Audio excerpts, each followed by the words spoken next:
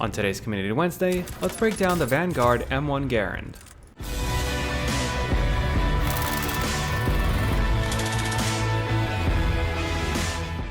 While we don't have true access to the weapons yet and their customization, what we can do is look at the stats of the blueprints that we have and see how they perform.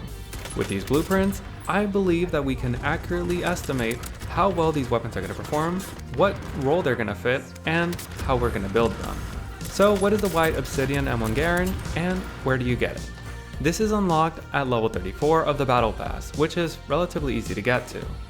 The build comes with the leopard brake, Cooper 21-inch shrouded barrel, SVT-50 PU scope, the padded stock, bipod, cal down 2x extra large mags, stippled rear grip, and on-hand perk 2.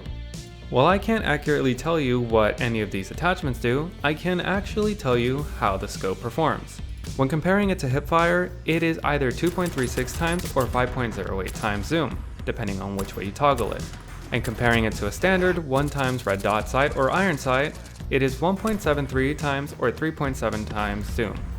Unlike many other optics, this is going to have the same zoom inside the scope as the outside, so prepare to have a lot of visual recoil. But let's get into the stats, starting with mobility. For the second time ever, we're putting in a stealth modifier because this does not have a suppressor, so it gets a -50 to begin with. It has an ADS time of 300 milliseconds, which is kind of average for longer range weapons, a reload and reload add time of 3.1 and 2.22 seconds, which is pretty decent, a mag cap of 30, which is low but expected for a semi-auto weapon.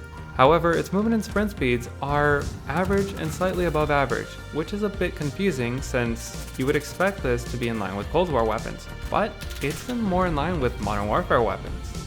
Its ADS strafe speed is a tiny bit faster than Modern Warfare and Cold War weapons though. Its sprint out and tac sprint out times are 270 and 400 milliseconds, which is reasonably average, and its stability is 1.5T, which is pretty good for a long range weapon, but its bullet velocity is 625 meters per second. And I have a feeling that this is due to the build. This is probably pretty close to its base bullet velocity, and I'm assuming that barrel is not the longest and it's barely helping to get it up. So I assume when the game comes out and the integration happens, we're going to have access to a lot better bullet velocity options. And lastly, its rate of fire is 6.97 rounds per second or 418 rounds per minute. So it gets a mobility score of 28. Its recoil is ridiculous. While it may have a lot of visual recoil, it is pretty damn accurate. However, I can't generate a recoil chart for you guys because this does not actually make bullet holes.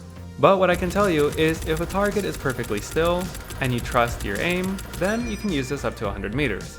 You won't be getting anyone that's pixel peeking, but if you're aiming for their body, you will definitely get them.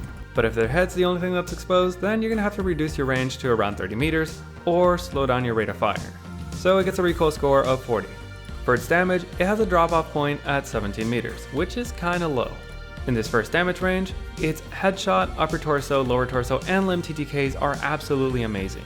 You can get a 3-shot kill if you get headshots, or a 5-shot kill if you get anywhere else in the body. However, if you get 1 headshot in, you can easily reduce this to 4 shots to kill, which is pretty easily done. And this is going to be a lot easier to do, especially when we have access to different optics, because right now, with the amount of zoom we have, this is not really ideal. In the second damage range, its headshot TTK is still absolutely great, and its upper torso, lower torso, and limb TTKs are still really competitive. While its headshot, shots to kill, is the same, everywhere else it goes up by 1. But once again, if you get in 1 headshot, you can easily reduce this to 5 shots to kill. So it gets a damage score of 92.5. And when we add up all the categories, it gets a final score of 110.5. Yeah, if it wasn't for that stealth modifier, this thing would be getting a much higher score. But it doesn't really deserve it. With a bullet velocity this low, it should really be played as an SMG.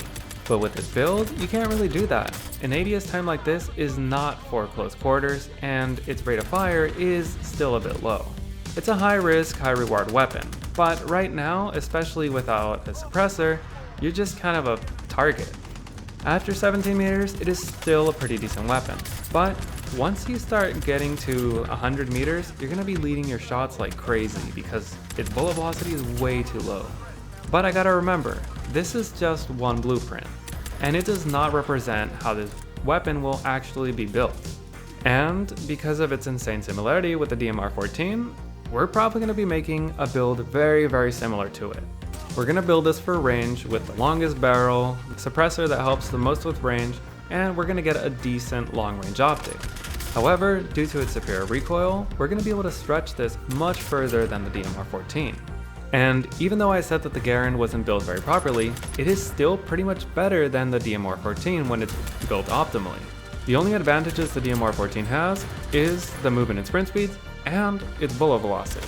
So you can only imagine how good the Garand is going to be once we can actually build it properly. And I would not be surprised that if it still stays similar, the M1 Garand is going to become an extremely meta weapon after the integration.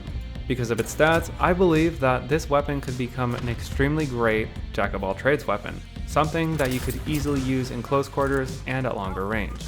It wouldn't be too easy since it has a pretty low rate of fire and you would actually have to track your shots, so if you can get to level 34, use this weapon and start ranking it up. Especially if you don't plan on playing Vanguard, then just use this and once the integration happens, you'll have a max level Garand waiting for you. So that's the Garand. Have you unlocked it and used it yet? And if you have, what do you think about it? And if you haven't, are you excited to try it out? And as always, if there's any build, weapon, or part of the game you want to break down, let me know and you may see it on the next Community Wednesday. But that's the video. If you enjoyed it or was helping in any way, let me know by leaving a like. If you got any questions or comments, leave them down in the comment section down below. And if you want to make sure that you never miss a video, be sure to subscribe. Thanks for watching.